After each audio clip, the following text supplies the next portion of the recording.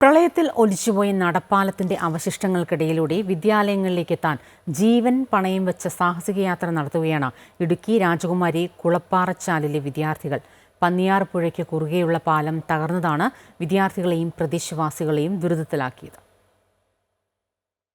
ഇടുക്കി രാജകുമാരി സേനാപതി പഞ്ചായത്തുകളെ തമ്മിൽ ബന്ധിപ്പിച്ചുകൊണ്ട് പന്നിയാർ പുഴയുടെ കുറുകെ തേവർകാട്ട് വിളയക്കാട്ട് ഭാഗത്തുണ്ടായിരുന്ന നടപ്പാലം പ്രളയത്തിൽ ഒലിച്ചുപോയതോടെ വിദ്യാർത്ഥികളും പ്രദേശവാസികളും ദുരിതത്തിലായി. കുളപ്പാറച്ചാൽ തേവർകാട്ടുപടി ഭാഗത്തുള്ള നിരവധി വിദ്യാർത്ഥികൾ ഇതുവഴിയാണ് സേനാപതി സ്കൂളിലേക്ക് എത്തിയിരുന്നത്. പ്രദേശവാസികൾ സേനാപതിയിലേക്കും തിരികെ കുളപ്പാറച്ചാൽ രാജകുമാരിയിലേക്കും എത്താൻ ആശ്രയിച്ചിരുന്നത് ഇവിടെയുണ്ടായിരുന്ന കോൺക്രീറ്റ് നടപ്പാലത്തെയായിരുന്നു. നവംബർ 5-ാം തീയതി പേത്തൊട്ടിയിലുണ്ടായ ഉരുൾപൊട്ടലിൽ പ്രളയസമാനമായ മലവെള്ളം ഒഴുകിയെത്തിയാണ് പാലം തകർന്നത്. ഇപ്പോൾ അവശേഷിക്കുന്നത് പാലത്തിന്റെ 3 തൂണുകൾ മാത്രം. പന്നിയാർ പുഴയിൽ വീണുകിടക്കുന്ന പാലത്തിന്റെ അവശിഷ്ടങ്ങൾക്കിടയിലൂടെയാണ് വിദ്യാർത്ഥികൾ സ്കൂളിലേക്ക് എത്തുന്നത്. പുഴയിൽ വെള്ളമുയർന്നാൽ കിലോമീറ്ററുകൾ ചുറ്റി സഞ്ചരിക്കണം. ബസ്സിന് കറങ്ങി 27 കിലോമീറ്റർ ഒക്കെ കറങ്ങി പോകേണ്ട അവസ്ഥയാണ്. ഇപ്പോൾ രാവിലെയൊക്കെ സ്പെഷ്യൽ ക്ലാസ് ഉള്ളതുകൊണ്ട് നേരത്തെ വേണമായിരുന്നു.